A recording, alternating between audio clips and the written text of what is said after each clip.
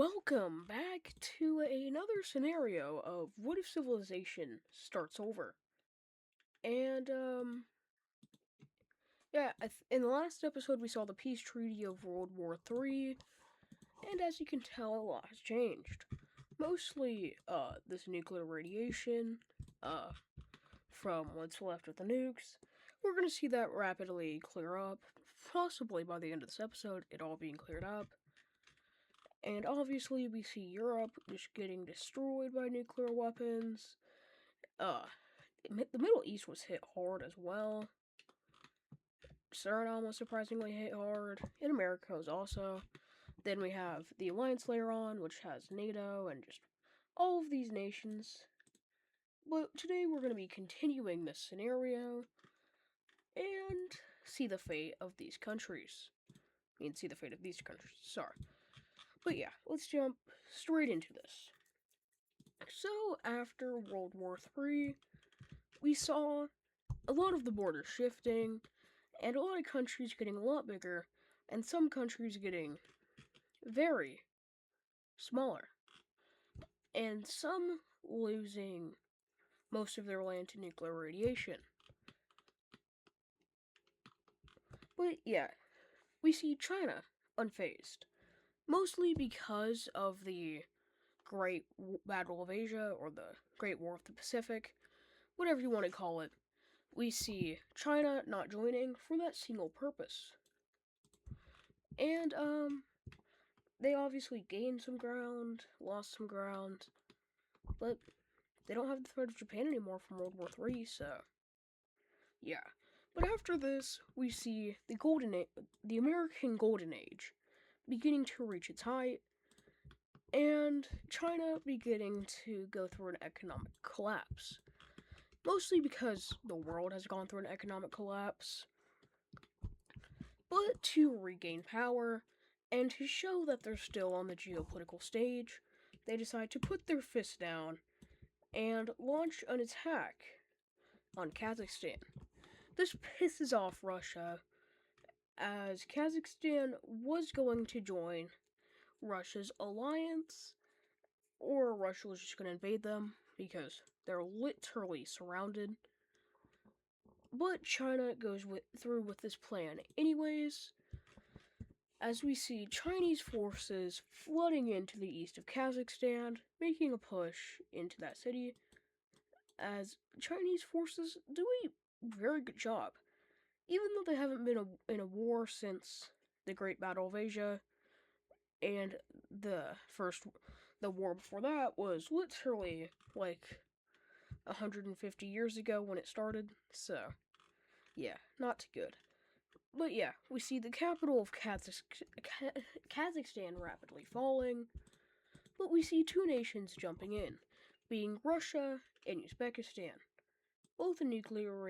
Both having tons of nuclear radiation in their countries, but that's not going to stop territorial goals, as this might be the only time that they'll get these areas. So they rapidly move in and claim the lands that they want. Quickly, China sends more forces to the radiated parts of Kazakhstan, mostly because of the reason was the city was struck and the wind pushed the radiation. China goes in to seize these areas on the Kazakhstan border, or the Uzbekistan border. Uzbekistan claims them because they don't want China doing tests in the nuclear zones, and possibly getting protection from nuclear bombs if they were to use them in the future against China. But China does so anyways, and the massive standoff of radiation begins to, hit. They begin to go back and forth on the border. This reaches the collapsed UN, which the Security Council members are all in, but the members are still the same, but West Africa, uh, Turkey, and Uzbekistan are part of it now. And not India instead of Uzbekistan are part of it now, so yeah. Anyways, the massive standoff goes on for months as China really claims it. And then we see this area breaking away. It declares independence, and it instantly sides with NATO, which no one in this world likes, pretty much. As it sides itself with NATO, and we're going to be seeing NATO get a new ally. And yes, this nation is independent. As, it's very surprising, but they own the radiation, and if anyone tries to attack them, they will attack NATO, which is very fractured, but they could do some damage to Russia, hopefully. Yeah. But coming over here, we just see the collapse of Kazakhstan as China takes this area for themselves. Uzbekistan gains their land they want. They didn't really want. They just wanted like this little weird looking thing, and this area. They do sneakily take this land, but that's pretty much it. As Kazakhstan becomes a buffer zone for the most part. As oh wait, there's actually two buffer zones. As it's kind of like it's kind of like the East Germany thing that happened after World War II. It's going to be split into two separate entities, and so is the capital, straight down the middle. As with this, we see a Chinese aligned state and a Russian aligned one. Quickly, we see Russia going in and taking this, I forgot to mention. But yeah, Russia takes the area, and we see a massive shift happening directly after. As we're going to be seeing boom, boom, boom, boom, and boom. Oh, did I mention, boom? All joining China's alliance. As China rapidly forms one for their own protection. And, I forgot to mention, China also takes this. I forgot to erase the border. But, yeah. Sorry, just gonna do this. Boom.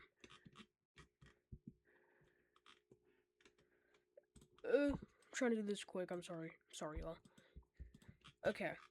So, yeah, we see a new massive contender, an alliance is forming, and, yeah. But like I said earlier, the world is very split on what they want.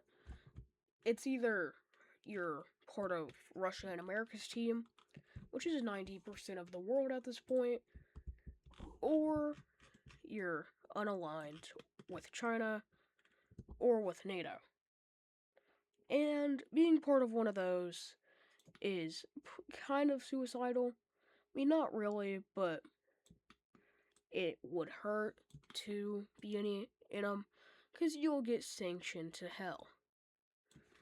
And, yeah, the radiation also begins to clear up around this time, as in the more areas like where there's less radiation, clears up a little quicker. Not sure how that works, or if that works, but yeah, give that. But yeah, the Southeast Asian radiation, this radiation, why? What?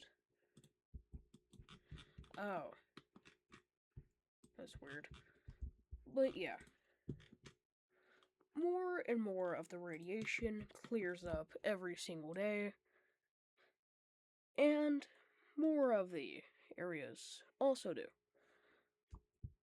But, yeah, most of the radiation is going to stay until next episode. And sorry about the lack of this series. I thought I lost the map, but I didn't, so that's good.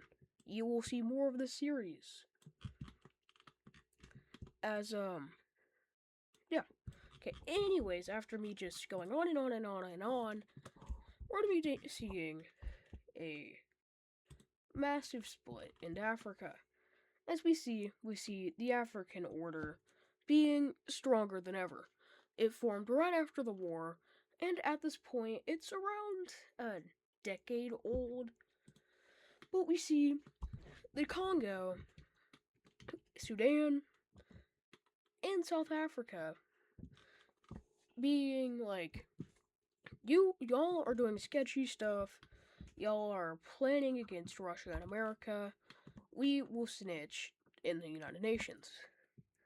The people that said that were found dead around a week later, and then we see, without anyone else knowing what's going on, yeah, we see a massive split. But we see South Africa, instead, it gets leaked to the press.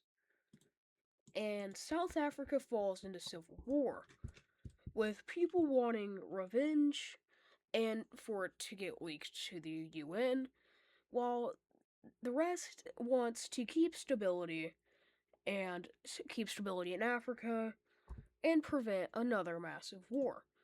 Even though I think they barely did anything in the Third World War, we see the people being split on if they want another war, and also with their stability being terrible. As, you know, the three capital thing, and just, yeah. But yeah, and this is the perfect time for false news and propaganda, as they're saying children have been kidnapped by the federal government and elites, and we see that beginning to be terrible news, as with the Epstein files that released back in 2030, which I didn't cover because I didn't think I'd be doing this, I'll be so honest. But yeah, they begin to connect the dots, and the South African government begins to realize that, yeah, even central authority in these two major cities also rapidly falls. The reasoning because of the mysterious kidnapping of the children, and it's only in less populated areas that live, and all of the elites that are trapped in South Africa, in Cape Town, they go and flee to Antarctica, never to be seen by the public's eyes again. The ship is followed by multiple military ships. They watch them flee to this island, and then, as soon as they think they're going to make it, the ship explodes to an audience of millions. South Africa releases the news of the split and all of the terrible things that the government has been doing behind closed doors. And we see the South African, or the Republic of South Africa, as we knew, falling. The news up here has been leaked, and a massive split takes place. The United Nations is horrified, the world is horrified, and we see South Africa leading this movement to end all elites. But we're going to change South Africa's color to blue, because the powerful, or the leaders of the world, as the world calls them, it's obvious they don't want more news to get leaked. They say that's just South Africa, and that should never happen, wanting to protect their elites. China comes in a close statement, also saying that what South Africa's people did is fucked up, but we have nothing to do with it. Followed by Brazil, the Central African Republic for some reason, Australia, and most of NATO, all saying, "Oh, well, that sucks. Just yeah, we condone this. This is terrible." Wanting to protect something that has been going on. But with more countries beginning to realize, like Togo for some reason, Ethiopia, Iran, and Vietnam beginning to stand up and put the signs together, assassinations across the world reach an all-time high. But there's one assassination attempt that takes place in France. This terrifies France. Their economy's ruined. They lost a massive chunk of land. But we're going to be seeing a new layer after I just remove all of these nations. Just give me a second. Yeah, we're going to be seeing a new layer. This layer is going to be used as the resistance. The resistance will be covered in blue, as this resistance does not have a lot of powerful countries, except Mexico and Quebec. But the only reason this forms is because people are putting together that fishy stuff has been going on for decades, and even in the early 2000s. But that's where we're going to end off this episode.